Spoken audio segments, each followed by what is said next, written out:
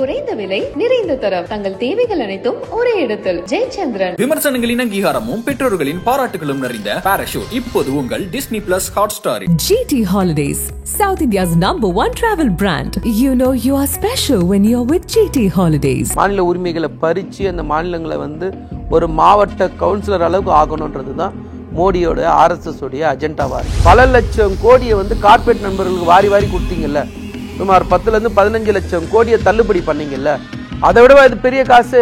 வன்னியர்களுக்கு உள் இடஒதுக்கீடு வழங்க கோரி 24ஆம் தேதி ஆர்ப்பாட்டம் நடைபெறும். அது என்ன சார், தேர்தல் வந்தா மட்டும்தான் இடஒதுக்கீடு ராமதாஸுக்கு? சார் நீங்க யார் கூட இருக்கீங்க?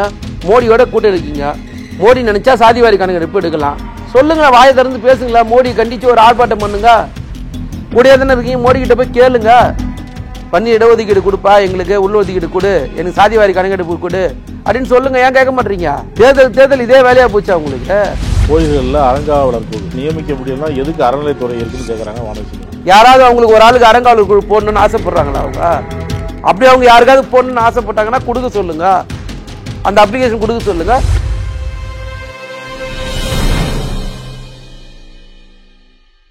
நக்கீரன் நேயர்களுக்கு வணக்கம். இன்று நம்முடன் கருத்துக்களை பகிர்ந்து கொள்ள இணைந்திருக்கிறார் திமுக செய்தி தொடர்பாளர் மதிவாணன் அவர்கள். வணக்கம் சார். வணக்கம். இந்த ஒரே நாடு ஒரே தேர்தல் மசோதாவுக்கு மத்திய அமைச்சரவை ஒப்புதல் கொடுத்துருச்சு. நடப்பு கூட்டத்தொடரிலே நிறைவேற்றணும் அப்படின்னு சொல்லிட்டு இந்த அரசு, பாஜக அரசு தீவிரம் காட்டி வருது அப்படின்னு சொல்றாங்க.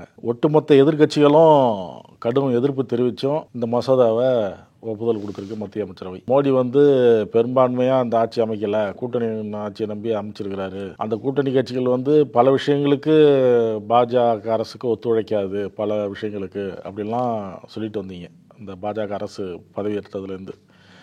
இப்போ எந்த தைரியத்தில் அது இந்த மசோதாவை ஒப்புதல் கொடுத்துருக்கு? இல்லை சார், ஒரு மோடி ஆட்சிக்கு வந்ததுக்கப்புறம் நீங்கள் ஒரு சில குறிப்பிட்ட விஷயங்களை பார்த்தா தெரியும். என்னென்னா, மோடி செஞ்ச வேலை எல்லாமே தேவையில்லாத அணிகள் தான். முதல்ல எப்படின்னா, இப்போது இந்த நாட்டில் இருக்கிற பல்வேறு பிரச்சனைகளில், குறிப்பாக மணிப்பூர் பிரச்சனை, எல்லை பிரச்சனை, ரூபாயோட மதிப்பு, அதோட வீழ்ச்சியை இன்றைக்கி வரைக்கும் கட்டுப்படுத்த முடியல, வேலைவாய்ப்பின்மை மிகப்பெரிய சரிவில் நிற்கிது. எதை பற்றியுமே கவலைப்படாத மோடி அவர்கள் எப்பயுமே இந்த மாதிரி தான் பிரச்சனையை திசை திருப்புவார். இப்போது ஒன் நேஷன் ஒன் எலெக்ஷன்ற கொண்டு வர வேண்டிய அவசியமே இல்லை. இந்த நேரத்தில் நீ எதை வச்சு கொண்டு வருவீங்க? அப்போ உங்களுடைய நோக்கம் என்னென்னா, மாநிலத்தெல்லாம் மாநில உரிமைகளை பறித்து அந்த மாநிலங்களை ஒரு மாவட்ட கவுன்சிலர் அளவுக்கு ஆகணுன்றது தான் மோடியோட RSS உடைய அஜெண்டாவாக இருக்குது. ஸோ RSS சொல்கிறத அவங்க வேலை செய்கிறாங்களே தவிர, மற்றபடி மோடிக்கு இதில் என்ன தெரிஞ்சு இதை பண்ணுறாங்கன்னே தெரில. இப்போது ஒரு 3 மாநில தேர்தலையே இந்திய தேர்தல் ஆணையத்தில் நடத்த முடியாமல் என்ன பண்ணுறாங்கன்னா, பிரித்து நடத்துகிறாங்க. அதே ஹரியானா ஒரு மாதிரியாகவும், ஜார்க்கண்ட் ஒரு மாதிரியாகவும், மகாராஷ்டிராவுக்கு அதை ஒரு மாதிரியாக நடத்துகிறாங்க. நீங்கள் ஒட்டுமொத்த இந்தியாவுக்கு எப்படி தேர்தல் நடத்துவீங்க? அப்போ தேர்தல் நடத்துறதுக்கான உங்ககிட்ட எக்யூப்மெண்ட்ஸ் எங்கே இருக்குது? நாங்கள் நடத்த தயாரும் தேர்தல் ஆணையம் சொல்லுது. தேர்தல் ஆணையம் சொல்லும் சார், ஆனால் நடைமுறை சாத்தியம்னு ஒன்று இருக்குது இல்லை. இப்போ மாநில தேர்தலுக்கு ஒரு மாதிரியான வாக்களிப்பாங்க சார், ஒன்றியத்துக்கான தேர்தல் வரும்போது ஒரு மாதிரியான வாக்களிப்பாங்க, உங்களுக்கு ஊரக உள்ளாட்சி தேர்தல் வரும்போது அதற்கு ஏற்ற மாதிரி வாக்களிப்பாங்க. இப்போ ஊரக உள்ளாட்சி தேர்தல் நடத்துறது யார்? மாநில தேர்தல் ஆணையங்கள் தான் நடத்துது. நீங்கள் MP எலெக்ஷனும் MLA எலெக்ஷனும் இந்திய தேர்தல் ஆணையம் நடத்துது. ஆனால் கவுன்சில் எலெக்ஷன் யார் நடத்துகிறா? அப்போ அதோட அதிகாரத்தை யார் பறிக்கிறது? நீங்கள் மோடி செய்கிற ஒவ்வொரு வேலையும் நீங்கள் பாருங்கள். இந்த ஒன் நேஷன் ஒன் எலெக்ஷன் வரும்போது ஒட்டுமொத்தமாக இந்த மாநிலங்களுடைய உரிமையை பறிக்கணும், மாநிலத்துடைய சுயாட்சின்னு ஒன்று பேசுகிறோம்ல, அந்த மாநில சுயாட்சின்னு ஒன்று இருக்கவே கூடாதுன்னு நினைக்கிறது தான் பிஜேபியோட வேலை, RSSோட வேலை. நீங்கள் இன்றைக்கி காஷ்மீர் ஆர்டிகல் 370 திரும்ப பெறும்போது என்ன சொன்னீங்க? இதே மாதிரி அதோட மாநிலத்திற்கான இருந்த உரிமையை பறிச்சிங்க. நீங்கள் டெல்லி மாநிலத்துக்கு உரிமை வேணும்னு கேட்கும்போது என்ன சொல்கிறீங்க? அதோட மாநில உரிமையை பறிக்கிறதுக்கு ஒரு சிறப்பு சட்டத்தை கொண்டு வரீங்க. உச்சநீதிமன்றம் இல்லை தப்புன்னு சொன்னால் திரும்பவும் நாடாளுமன்றத்தில் ஒரு சிறப்பு கூட்டத்தொடர் கூட்டி அதுக்காக ஒரு சட்டத்தை கொண்டு வரீங்க. அப்போ நீங்கள் என்ன நினச்சின்னு இருக்கீங்க? இங்கே இருக்கிற ஒட்டுமொத்த இந்த நாட்டு மக்களையும் நீங்கள் முட்டாள நினைச்சா எப்படி? அப்போ நீங்கள் மாநிலத்துக்கான உரிமை கிடையாது, ஒவ்வொரு மாநிலத்துக்கான கட்டமைப்பையும் நீங்கள் சீர்குலைக்கிறீங்கள. இந்திய அரசியலமைப்பு சட்டத்தையே நீங்கள் கேள்விக்குறியாக்குறீங்க. இன்றைக்கி உங்ககிட்ட மெஜாரிட்டியே இல்லை. வக்ஃப் போர்டு பில்லு மாதிரி திரும்ப தான் அனுப்பப்படும். வக்ஃப் போர்டு பில்லு ஒன்று எடுத்துன்னு வந்தீங்களா? அதெல்லாம் உங்களை பாஸ் பண்ண செய்ய முடிஞ்சுதா? நிறுத்தி தானே வச்சிருக்கு. அது ஜாயின்ட் பார்லிமெண்டரி கமிட்டிக்கு தானே போயிருக்கு. தேர்தலுக்கு கூடுதலாக செலவாகுது, நேரம் விரயமாகுது, இதெல்லாம் ஒரு பக்கம் இருந்தாலும் சரி, செலவை பற்றி அவங்க கவலைப்பட வேண்டாம், நடத்தட்டும், இருக்கிற நடைமுறையை தொடரட்டும் அப்படின்னாலும் அவங்க இன்னொரு முக்கியமான ஒரு காரணத்தை சொல்கிறாங்க. ஓட்டு போட வரவழைக்க அவங்கள மக்களை வரவழைக்கிறதே பெரிய சவாலாக இருக்குது. சும்மா அவங்கள கூப்பிட முடியல. இல்லை சார், இப்போது நீங்கள் நல்லாட்சி மோடி அவர்கள் கொடுத்துருந்தாங்கன்னா வாக்கு வந்து ஓட்டு போட போகிறாங்க. மோடி மேலே நம்பிக்கை இல்லை, மோடி செய்கிற தில்லுமுள்ளு மேலே நம்பிக்கை. மோடி வந்து இன்றைக்கி இவிஎம் வந்து மிகப்பெரிய ஒரு கேள்விக்குறியாக இருக்குது.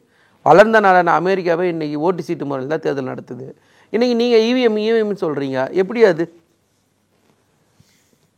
இன்றைக்கி கடைசியாக நடைபெற்ற மகாராஷ்டிரா இந்த இவிஎம் விவகாரத்தில் உச்சநீதிமன்றம் வரைக்கும் போனால் கூட என்ன சொல்கிறாங்கன்னா, நீங்கள் ஜெயிச்சிட்டிங்கன்னா பேசாமல் கொண்டாடுறீங்க, தோந்துட்டா இவிஎம் மேலே குறை சொல்கிறீங்க அப்படிங்கிறது தான் உச்சநீதிமன்றமே. இல்லை சார், நீங்கள் வெற்றி சரத்பவார் என்ன சொல்கிறாரு, ஆதாரம் இல்லாமல் நான் எப்படி குறை சொல்கிறதுங்கிறாரு. மகாராஷ்டிராவில் சரத்பவாருடைய அணி வந்து தோல்வியை சந்திச்சுது, பெரிய அளவு அவர் எதிர்பார்த்ததை விட கிடைக்கல. இப்போ எல்லாருமே இவிஎம்மை குறை சொல்கிறாங்க அங்கே. அப்போ அவரே என்ன சொல்கிறாரு, ஆதாரம் இல்லாமல் நான் எப்படி புகார் கொடுக்க போகல. இப்போது சரத்பவார் நான் யதார்த்தமாக ஒரு விஷயம் கேட்குறேன் சார். இன்றைக்கி மக்கள் வந்து மோடியை புறக்கணிக்கிறதுக்கு, பிஜேபியை புறக்கணிக்கிறதுக்கான பல காரணங்கள் இருக்குது சார். வேணுன்றதுக்காக ஒரு 4 காரணம் சொல்ல முடியுமா சார்? விலைவாசி, வேலையில்லா திண்டாட்டம், அந்நிய கையிருப்பு குறைஞ்சிருக்கு, நீங்கள் உணவில் மிகப்பெரிய தேக்கம் வந்திருக்கு, இன்றைக்கி ஜிடிபி வந்து மிகப்பெரிய வீழ்ச்சியை கண்டிருக்கு, எல்லைகள் மிகப்பெரிய கேள்விக்குறையில் இருக்குது. நீங்கள் ஒட்டுமொத்தமாக மோடி ஆட்சிக்கு அப்புறம் எதுவுமே உண்மையாக எதுவுமே சரியில்லையே சார். நீங்கள் எப்படி வந்து மக்கள் ஓட்டு போடுவாங்க நம்புகிறாங்க இவங்க? ஸோ அப்போ நீங்கள் வந்து வெளிப்படையாக எல்லாருக்கும் தெரியுது, காமனாக சாதாரண மனுஷனுக்கு ஒவ்வொருத்தனுக்கும் மோடியால் எவ்வளோ பிரச்சனை இருக்குதுன்னு சொல்லி. தொழில் செய்கிற அத்தனை பேரும் ஜிஎஸ்டியால் பிரச்சனை அனுபவிக்கிறான். எப்படி ஓட்டு போடுவாங்க மோடிக்கு? அப்புறம் எப்படி ஜெயிக்கிறாரு? மகாராஷ்டிராவில் ஒரு கிராமத்தில் 2 பூத் இருக்குது சார். 2 பூத்துலேயுமே அந்த பூத்தில் இருக்கிற மக்களே, அந்த ஊர் மக்களே வந்து வழக்கமாக காங்கிரஸுக்கு ஓட்டு போடுற மக்கள் சார். அவங்க எப்படி அங்கே ஓட்டு வந்து பிஜேபி ஜெயிச்சுதுன்னு செக் பண்ண போகிறேன், நாங்கள் வாக்குச்சீட்டு முறையை நடத்த போகிறேன்னு சொல்லி ஒரு தகவல் வந்திருக்கேன் சார். அப்போ அதை இல்லைன்னு சொல்ல போகிறாங்களா? நீங்கள் ஜெயிக்கிறீங்க நாங்கள் ஜெயிக்கிறீங்கன்றது இல்லை சார். அதாவது எந்த இடத்துல ஒரு நியாயமான ஒரு காரணம் இருக்குல்ல. இப்போ நீங்கள் மகாராஷ்டிரா தேர்தலை எடுத்து பாருங்கள், அதில் வந்து பிஜேபி அந்த மாநிலத்தில் ஒரு வலுவான கட்சியான சிவசேனாவை 2ஆக உடைக்குது. நீங்கள் சொல்கிற மாதிரி தேசியவாத காங்கிரஸை 2ஆக உடைக்கிறாங்க. 2 பேர்கிட்ட இருந்த சின்னத்தை பிடுங்கி இன்னொரு ஆளுக்கு கொடுக்குறாங்க. அந்த மக்கள் அதெல்லாம் பார்க்காம இருப்பாங்கன்னு நம்புறீங்களா? எப்படி ஓட்டு போட்டிருப்பாங்க? நீங்கள் இந்த ஒன் நேஷன் ஒன் எலெக்ஷன்றது மிகப்பெரிய கூத்து. 2வது அதுக்கு செலவாகிற பணத்தை பற்றி நீங்கள் சொல்கிறீங்க, அதுக்கு ஒரு இவ்வளோ செலவு ஆகுதுன்னு சொல்லுறீங்களா? நான் என்ன கேட்குறேன்னா, இந்த நாட்டில் மோடி அவர்கள் ஆட்சிக்கு வந்ததுக்கப்புறம் பல லட்சம் கோடியை வந்து கார்பரேட் நண்பர்களுக்கு வாரி வாரி கொடுத்தீங்கல்ல. சுமார் 10லேருந்து 15 லட்சம் கோடியை தள்ளுபடி பண்ணீங்கல்ல. அதை விட இது பெரிய காசு. கார்பரேட் டேக்ஸ் தள்ளுபடி பண்ணீங்கல்ல, அதோட இது ஒரு பெரிய காசா?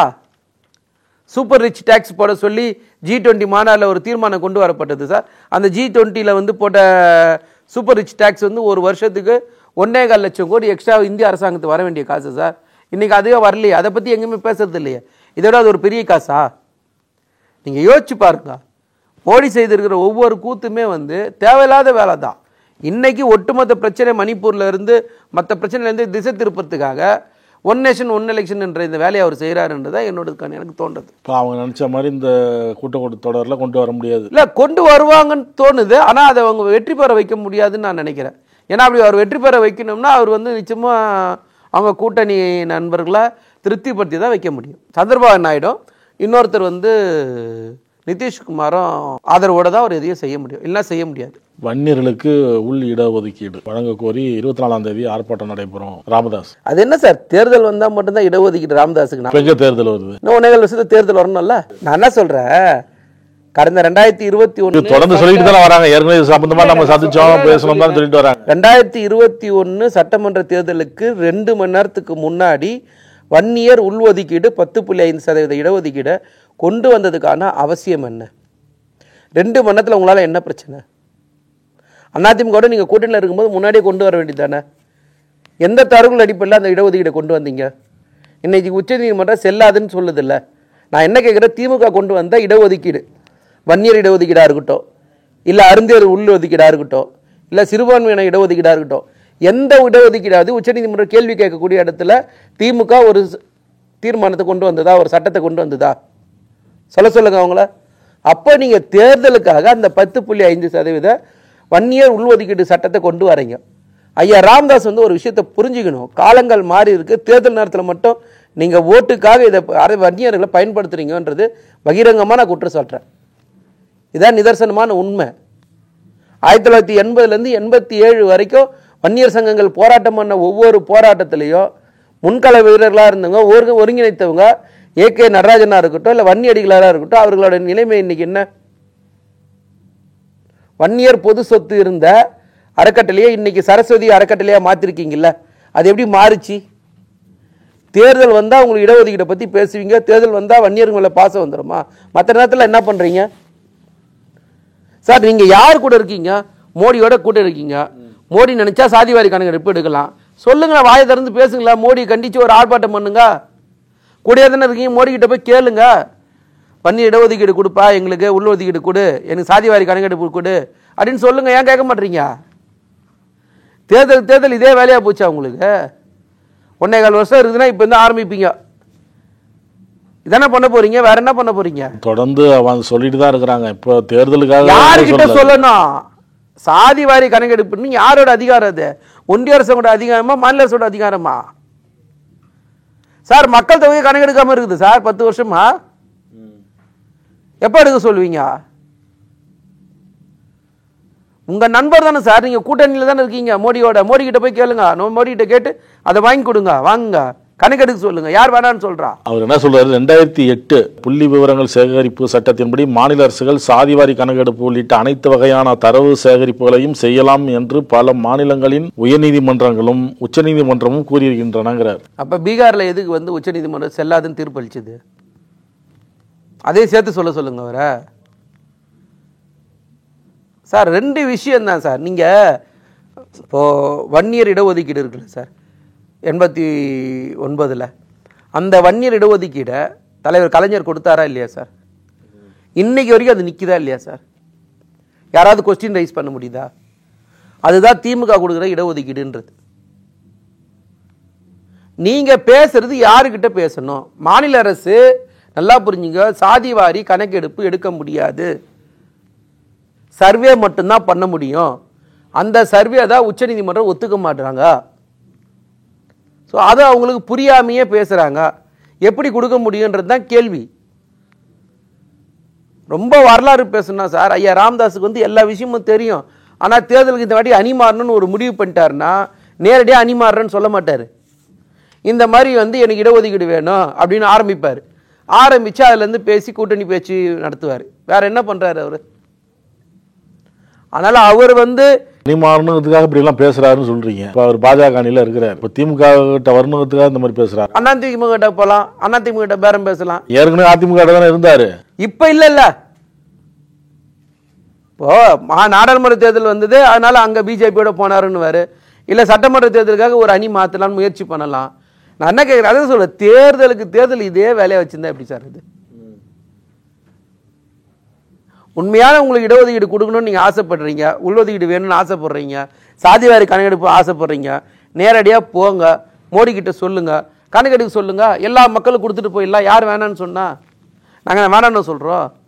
திமுக என்ன சமூக நீதிக்கு எதிரான இயக்கமா? ஐயா ராமதாஸ் வந்து தலைவர் கலைஞரை பற்றி விழுப்புரத்தில் போட்டு மாநாட்டில் போட்டு பேசின வீடியோ ஆதாரங்கள் தட்டமா என்னென்ன பேசினாருன்னு சொல்லிட்டு, ஸோ அதை வந்து அவங்க வந்து உணர்ந்தா நல்லா இருக்கும். அவங்க உணராமையே போகிறாங்க. இதுதான் பிரச்சனை. கோயில்களில் அறங்காவலர் குழு நியமிக்க முடியலன்னா எதுக்கு அறநிலையத்துறை இருக்குன்னு கேட்குறாங்க வானதி சீனிவாசன். இல்லை, நான் என்ன சொல்கிறேன் சார், இந்த மக்களுக்கு அறநிலையத்துறையை பற்றி அவங்க கேள்வி கேட்குறது வந்து மகிழ்ச்சி தான். ஏன் சார், பெருமழை வெள்ளம்னு ஒன்று வந்ததில்லை சார். பாஜக என்னதான் சார் பண்ணுது? மாநில அரசாங்கம் நிதி கேட்குது. இது வரைக்கும் ஒரு 100 ரூபாய் கொடுத்துருப்பீங்களா சார்? சார், மக்கள் கஷ்டப்படும் போது, துன்பப்படும் போது எதை பற்றியுமே பேசாமல் இதுங்களை பற்றியே பேசுறது என்ன சார் அரசியல் இது? மக்கள் துன்பப்படுறதை பற்றி உங்களுக்கு கவலையே கிடையாதா? HRNC ஆக்ட் என்ன இருக்கோ அது பிரகாரம் நிர்வாகம் பண்ணுறோம் சார். அதில் ஏதாவது ஒரு கொஸ்டின் உங்களால் பதில் சொல்ல முடியுமா? அறங்காவலர் குழு போடலை, அறங்காவலர் குழு தலைவர் போடலைன்னா எங்கெங்கே போடணும், என்ன நிர்வாகம் பண்ணணும் நடக்காமல் இல்லை சார். எத்தனை ஆயிரம் கோயில்கள் குடமுழுக்கு பண்ணியிருக்கு, ஒரு கால பூஜை செய்யறதுக்கு இத்தனை லட்சம் ரூபாய் நிதி ஒதுக்கி இருக்கு, 5000 கோடி ரூபாய் சொத்து மீட்டிருக்கு. அவங்க என்ன பேசுறாங்க அவங்க சார்? அவங்க பேசும்போது தயவு செஞ்சு தரவுகளோட பேச சொல்லுங்க சார். ஏதோ ஒரு கேள்வி கேட்கணும், மைக்கு நின்றாங்கன்னு பேசுனாங்கன்னா அவங்களுக்கு எப்படி சார் பதில் சொல்றது? அவங்க வந்து உணராமையே பேசிட்டு இருக்காங்க. அவங்க வேறு ஒரு உலகத்தில் இருக்காங்க. அதனால தான் மக்கள் அவங்கள புறக்கணிக்கிறாங்க. அவங்க சொல்றது ஒரு கோயில் 2 கோயில் இல்லை, 23,500 கோவில்களில் அறங்காவலர் குழுக்களை அமைக்க முடியவில்லை இந்த அரசால். நான் அதை தான் கேட்டேன். 23,500 கோயிலில் ஹெச்ஆர்என்சி ஆக்ட் பிரகாரம் நடைபெறுதா இல்லையா? இவ்வளோதான் சிம்பிளான ஒரு கேள்வி. நடைபெறாமையா இத்தனை கோயில்களுக்கு வந்து குடமுழக்கு பண்ணியிருக்கோம், கோயில் சொத்துக்கள் இவ்வளவு மீட்டிருக்கோம் அப்படின்னு எவ்வளோ தெளிவாக கேட்குறோம் நாங்கள். அப்போ எப்படி இது நடத்த முடியுதுன்னு எப்படி அவங்க சொல்லுவாங்க? அப்போ ஒரு கால பூஜை நடத்துகிற கோயிலில் இருந்து, கோயில் சொத்து மீட்டதில் இருந்து, இந்த கோயில் வந்து குடமுழக்கு செய்ததுல இருந்து அப் டு டேட் எல்லாமே வந்து நெட்டில் இன்னைக்கு இருக்கா இல்லையா? ஏன் வானதி சீனிவாசன் அதெல்லாம் உணர மாட்டுறாங்க? யாராவது அவங்களுக்கு ஒரு ஆளுக்கு அறங்காவலர் குழு போடணும்னு ஆசைப்படுறாங்களா? அவங்க அப்படி அவங்க யாருக்காவது போடணும்னு ஆசைப்பட்டாங்கன்னா கொடுக்க சொல்லுங்க, அந்த அப்ளிகேஷன் கொடுக்க சொல்லுங்க. ஹெச்ஆர்என்சி ஆக்ட் பிரகாரம் வாய்ப்பு இருந்தால் பண்ணித்தர சொல்லலாம். முடிஞ்சு போச்சு. இது என்ன இருக்குது இல்லை சொல்லுங்க. நீங்க களத்திலேயே இல்லாம களத்துல இருந்து வெளியில போய் அவுட் ஆஃப் சிலபஸ் வந்து பேசிட்டு இருக்கீங்க. நாங்க கேட்கிறோம், தெளிவா தானே சொல்றோம். ஹெச்ஆர்என்சி ஆக்ட் எப்படி சொல்லுதோ அது பிரகாரம் நாங்கள் நிர்வாகம் பண்ணணும்னு சொல்லியாச்சு.